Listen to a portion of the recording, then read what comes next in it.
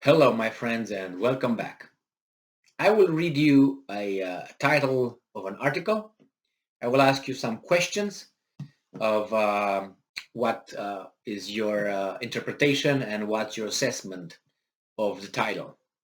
And you tell me, or at least that should make you think of who's in control of our lives here in, we're talking about Western countries, and if they are sane or they're not sane.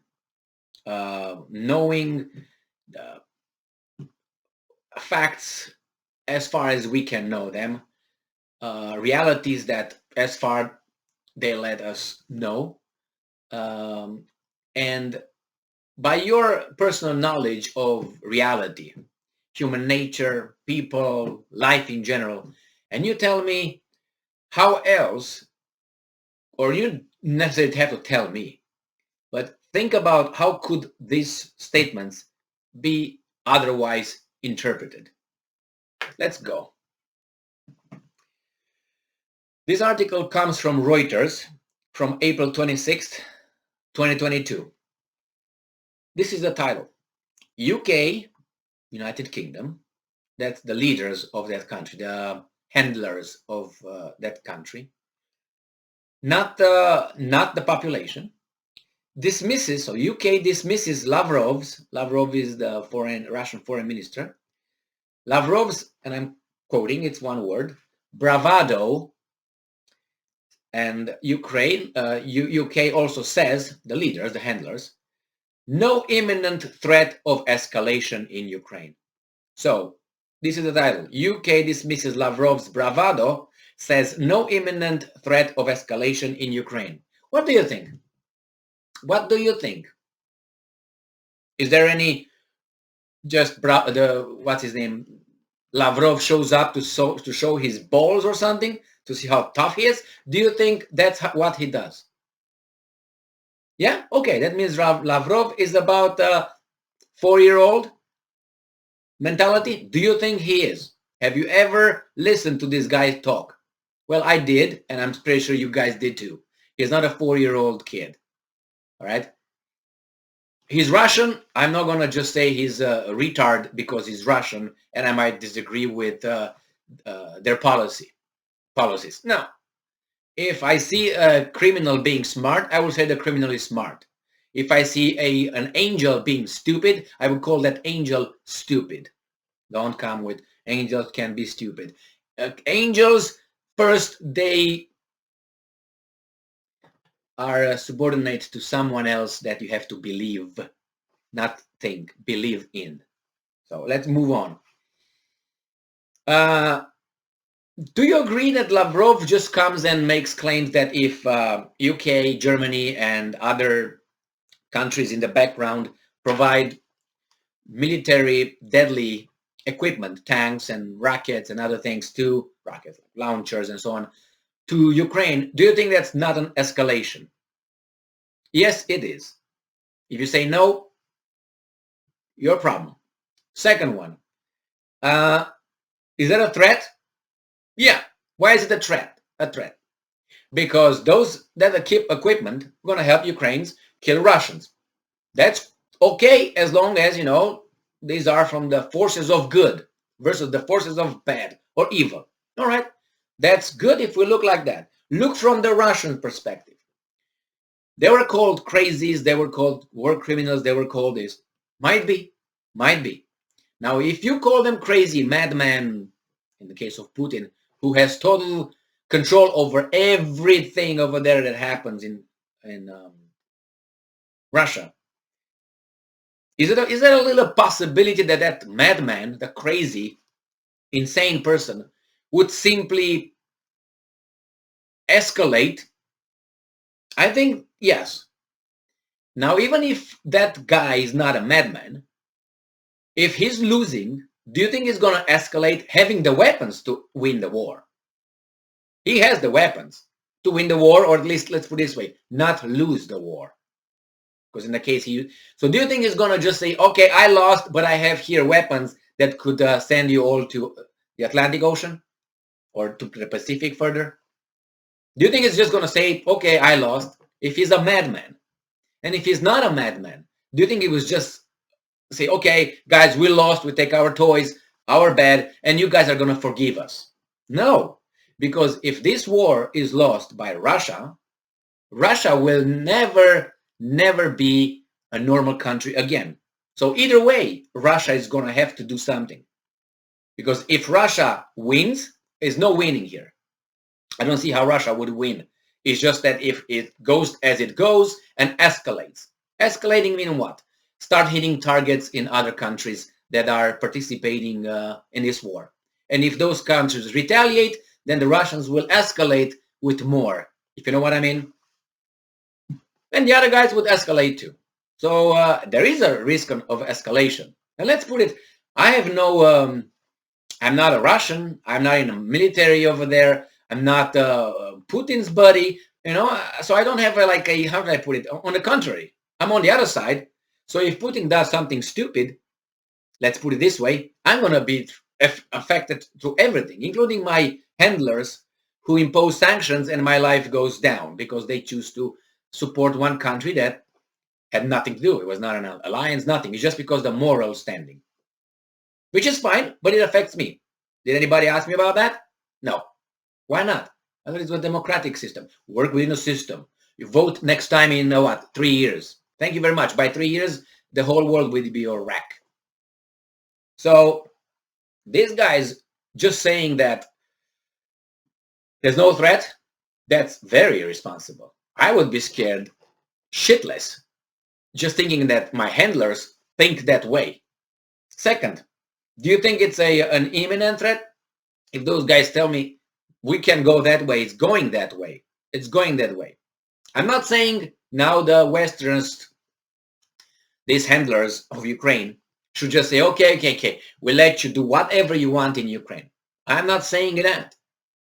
Alternatives, you got the Minsk agreements. What are we going to do now? Those are gone. Those are gone. So we can point fingers to exact people and exact countries, and not countries, governments, handlers of a country who did not do what they were supposed to do, and they signed they will do. We can do that, as we can point fingers right now to Russia, that Russia invaded Ukraine. Yes, we know exactly who invaded whom. But we also can point fingers 7 years before a country, the leaders, and the people who did not implement the Minsk agreements that the leaders signed. International law. And they talk about the General Mark, what's his name, Kelly, Milley of the United States. He claimed that all international law and order will be disrupted. How about the Minsk agreement? How was that not disrupted? Since these guys refused to implement it, follow it after they signed, it became international law.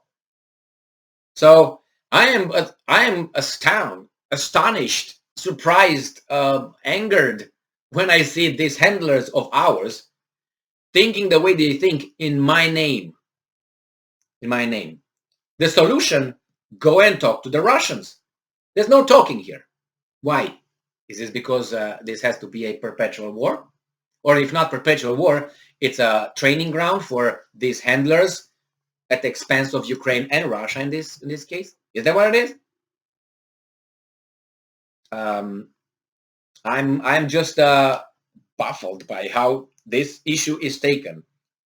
Britain's Armed Forces Minister played down comments by Russian Foreign Minister Sergei Lavrov on the possible use of nuclear weapons in the Ukraine-Russia conflict and dismissed them as bravado. Man, I'm going to use nuclear weapons.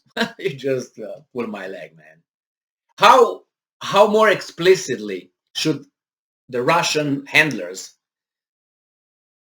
communicate to you what's going to be next step? How clear could that be? Send it you with your Morse code or with, I don't know, smoke signs? How would you understand that? How would you take that into consideration? And let's say the Russians start doing that. What is this little weasel going to do? He's going to tell us, hey, we got to fight the Russia now. Yeah, they attacked us. Well, look, we didn't think that it will do this. My bad. Your bad affected my life. My Lord. And it says, what the West is doing to support its allies in Ukraine is a very calibrated. What the West is doing to support its allies in Ukraine is very well calibrated. Yeah, very calibrated. When you're going to have some nuclear bombs coming your way, how are you going to calibrate your weasel going down in your bunker? How would you calibrate that? So, earlier, Lavrov told the world not to underestimate the considerable risk of nuclear conflict and said NATO's supply of weapons to Ukraine in essence meant the Western alliance was engaged in a proxy war to Russia. You don't take their assessment into consideration? Bad assessment of reality. You have to a certain extent. Could be a bluff, could be. But look at the Russians' high reliability rating of, they said, consistency rating. They said they will do this, they did it. Yeah, they will cause harm. All right, well, if you're ready with your weapons, what are you going to do? They're going to send that, you're going to send that, and then we're going to meet the Saints and the other guy down there, right? Not that damn guy. So what can I say? Lavrov's trademark over the course of 15 years or so that has been, and the Russian foreign secretary has been that sort of bravado. I don't think, the guy said, that right now there is an imminent threat of escalation. And the name, this guy is James Happy something, Heappay, told BBC. This has not been a NATO endeavor, he said. There is a community of donor nations. Euphemisms. It's donor, we donate like we donate blood. Who are all making bilateral contributions to the Ukrainians, and the donor community extends well beyond the borders of NATO, he told BBC. Yeah, but you send deadly weapons. You don't send dolls and dildos and, you know? Jesus. And then this guy is just poor assessment. And this is a high-ranking official in Britain's whatever.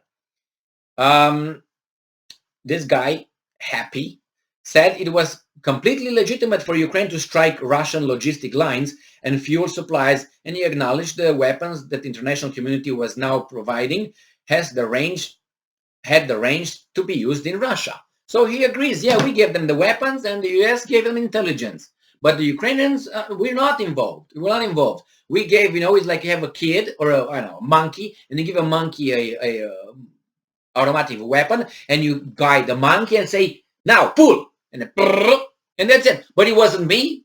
I didn't take the monkey to the point, to the location to kill the guy. No. And I didn't give the monkey the weapon either. I'm not involved. The monkey, and the monkey is defending itself. It's true.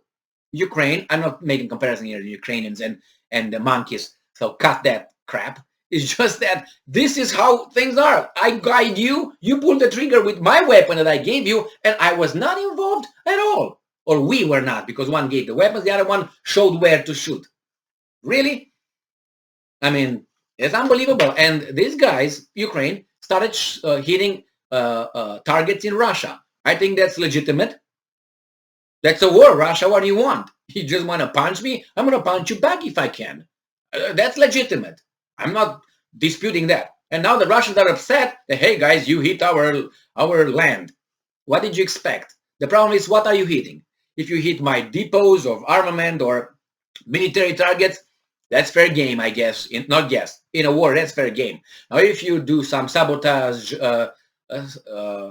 activities and you kill civilians and so on, then I will do something else. And the Russian says this, okay, you attack our territory, our military installations, we're going to attack your command offices, or how do you call it, points of command in Kiev, where we know that there are foreign nationals who are directing the Ukrainian army and they support. We're going to kill them. You have any problem with that? That's military, you know, military target. It's not civilians. But they're going to be like some French, some Americans, some British, and some Germans, or who else is over there. You're going to be killed.